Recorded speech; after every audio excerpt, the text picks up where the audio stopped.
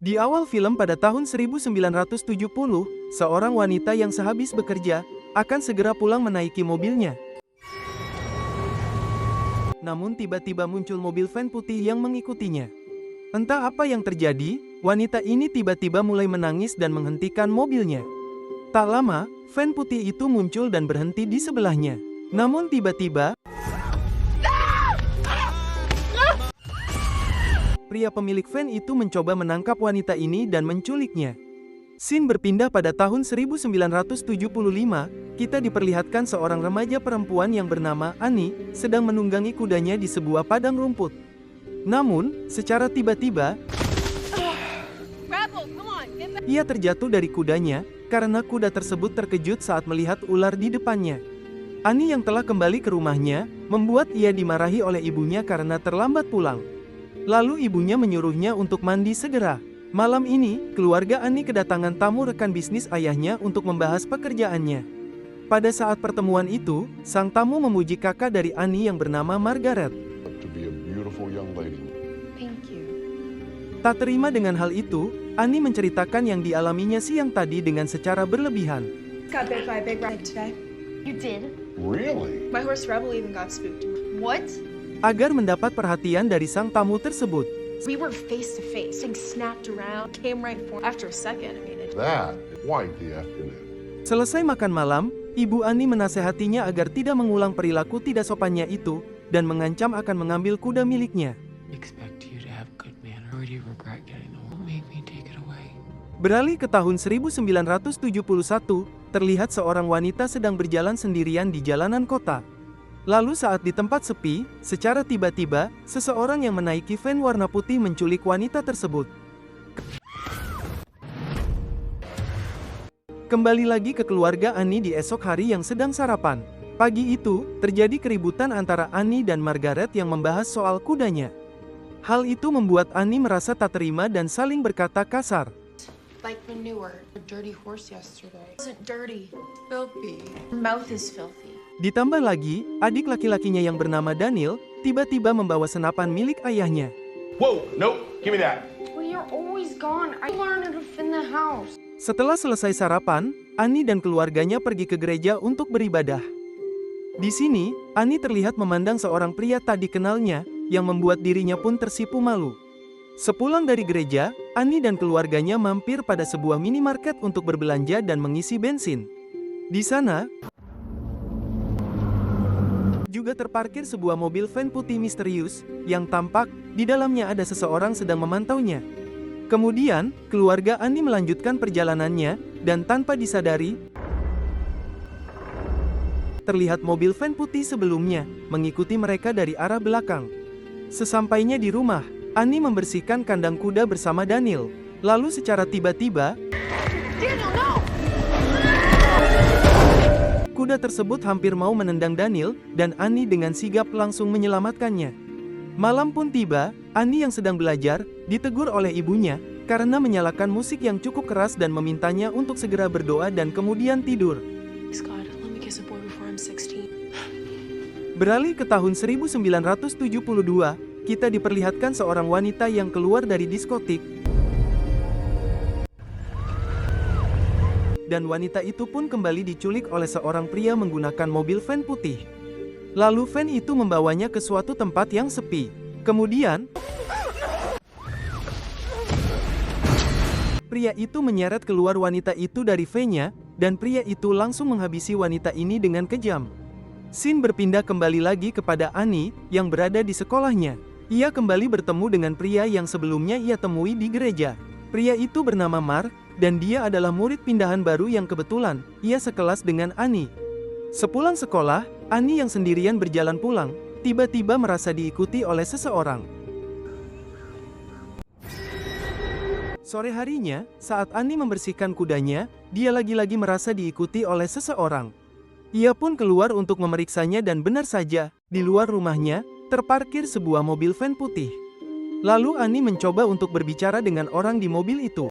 What do you want? This is private property.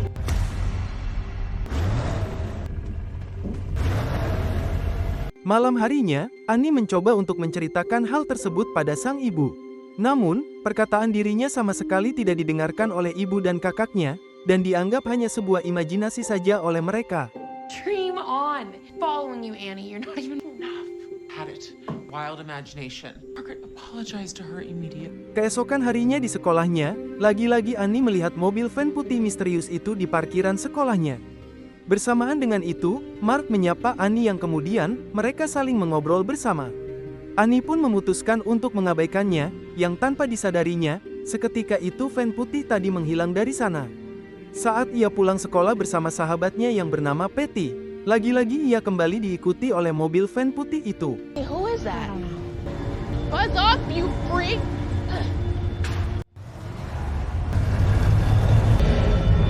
Namun akhirnya van itu pun pergi setelah dilempar batu oleh Patty. Sesampainya di rumah, Annie dikagetkan oleh mobil van putih yang terparkir di halaman rumahnya. Lalu muncullah sosok pemilik mobil van itu.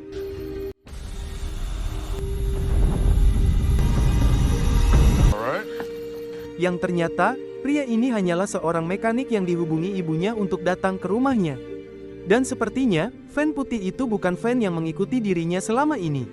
Beralih ke tahun 1973. Terlihat seorang wanita yang baru saja selesai berenang. Dan saat perempuan itu sedang menuju ruang ganti, lagi-lagi mobil van putih kembali muncul. Lalu pria misterius pemilik van itu langsung membawanya ke ruang ganti, yang kemudian kembali menculiknya. Scene kembali lagi kepada Annie yang sedang mendengarkan musik di kamarnya, sambil tersenyum sendiri, karena kebahagiaannya tadi bisa mengobrol dengan Mark, pria yang ia sukai. Bahkan, ia mencoba berlatih berciuman dengan tangannya, yang membuat ia pun diganggu oleh Margaret. I can give you pointers if you want. No, sit face, go away. Dan saat ia melihat keluar jendela, ia melihat seseorang misterius di luar rumahnya, membuat dirinya pun terkejut. Tak lama setelah itu, Annie yang panik, langsung menghentikan adiknya yang akan membukakan pintunya, mengira itu adalah ayahnya. Daniel, no! Do not open the door! Ternyata, itu memang ayahnya yang habis dari kerja. Hey, sport. Thank you, Margaret. Setelah sedikit berbincang, Annie kembali ke kamarnya, dan ia tak lagi melihat orang misterius tersebut di jendela sebelumnya. Keesokan harinya, ayah dan ibu ini pamit pada anak-anaknya untuk pergi berkencan, sekaligus Margaret kakaknya ini juga akan pergi setelah itu. Awalnya Annie melarangnya, namun Margaret tak mempedulikannya.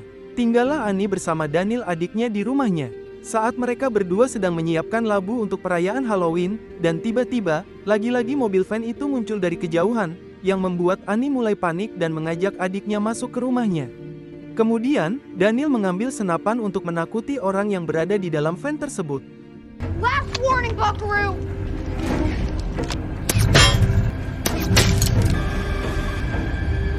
Lalu, van putih itu pun mundur meninggalkan mereka. Hingga malam tiba, Annie masih berjaga-jaga dari balik jendelanya. Setelah sekian lama, Margaret kakaknya sudah kembali ke rumah. Annie menceritakan soal yang terjadi tadi siang, dan menyalahkan Margaret yang pulang terlalu malam. Tak lama, orang tua mereka juga pulang. Saat Annie menceritakan apa yang terjadi, orang tuanya menganggap Annie sudah berlebihan dan kembali mengabaikan apa yang dikatakan oleh Annie. Has lived here forever. Anything to worry about. Beralih ke tahun 1974, terlihat seorang gadis membawa doginya jalan-jalan pada malam hari. Lagi-lagi, van putih itu muncul kembali, mendekati gadis tersebut, dan menculiknya. Terlihat, gadis itu diborgol di suatu tempat dengan pria misterius di sebelahnya. Please, I want my mom, please. I wanna go home. Scene kembali lagi kepada Annie bersama keluarganya menonton film di TV mereka pada malam itu. Namun, Annie memutuskan untuk kembali ke kamarnya duluan. Di kamarnya, dia kembali melihat pria misterius dan memberitahu ayahnya secepatnya. He's out there. Saat diperiksa, ayah Annie hanya menemukan seekor rubah dan dia langsung menembaknya. Pagi pun tiba, Annie yang masih khawatir, meminta diantar oleh orang tuanya ke sekolahnya. Namun, orang tuanya yang sibuk malah menyuruh Margaret untuk mengantarnya. Semakin hari, Annie merasa takut dan khawatir. Saat pulang, dia mulai memeriksa kunci rumahnya satu persatu, dan meminta agar kunci rumah diperbaiki dan ditambah kepada sang ibu. Keesokan harinya, Annie terbangun karena bermimpi kembali melihat mobil van putih itu. Ia yang sangat waspada, mengambil senapannya karena melihat pintu depan rumahnya sudah terbuka. Malam harinya, Annie dan Patty sahabatnya, diajak oleh Margaret untuk menonton film layar tancap. Yang ternyata, itu hanyalah akal-akalan sang kakak untuk bertemu dengan pacarnya.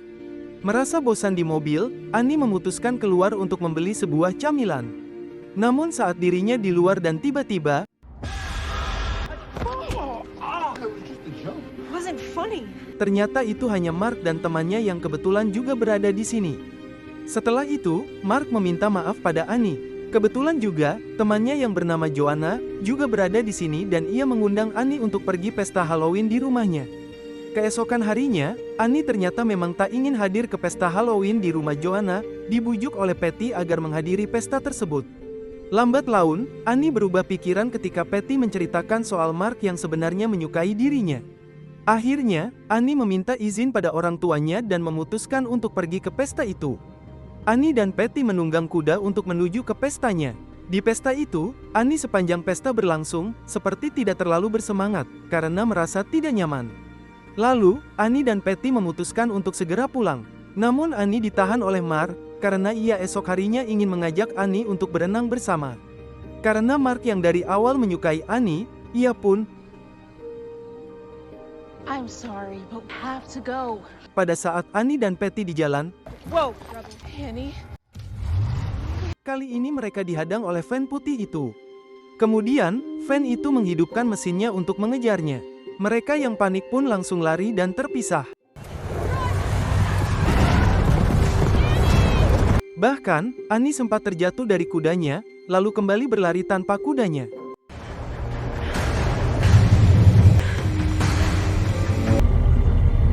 Seorang pria turun dari mobil van itu untuk mencari Annie. Namun, pria itu tak menemukannya. Karena beruntungnya, Annie secepatnya bersembunyi di bawah kolong mobil van itu, hingga akhirnya pria itu memutuskan untuk pergi.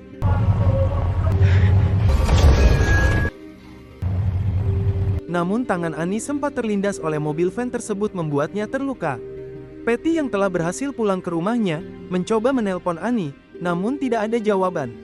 Karena teleponnya sedang dipakai oleh Margaret. Sementara itu, Annie yang telah sampai di rumahnya, dan lagi-lagi mendapati mobil van putih terparkir di depan kandang kudanya. Dan tiba-tiba,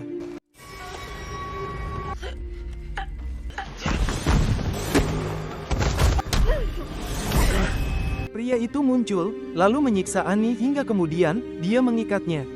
Beruntungnya, kuda milik Annie pun datang, langsung menendang pria tersebut. Sehingga memberi Annie sedikit waktu untuk lari dari pria tersebut. Namun tak semudah itu.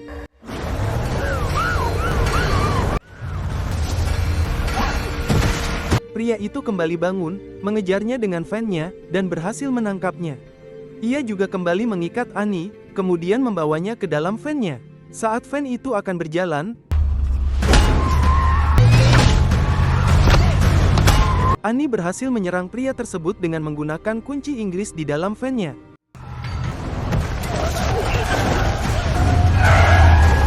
Dan berhasil keluar dari van-nya. Ia langsung berlari ke dalam rumahnya, sambil berteriak pada Margaret.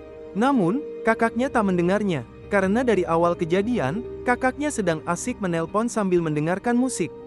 Annie terus meneriakinya, hingga akhirnya, Margaret mendengarnya dan langsung membukakan pintu rumahnya. Namun pria itu terus mengejarnya, lalu mereka segera menutup pintunya. Karena pria itu terus mendobrak pintunya hingga berhasil masuk.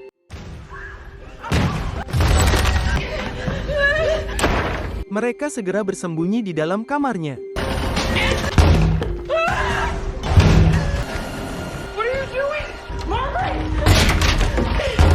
Pria itu juga berhasil menghancurkan pintu kamarnya. Annie dan Margaret segera lari ke atas lewat jendela kamar dan meloncat dari atap.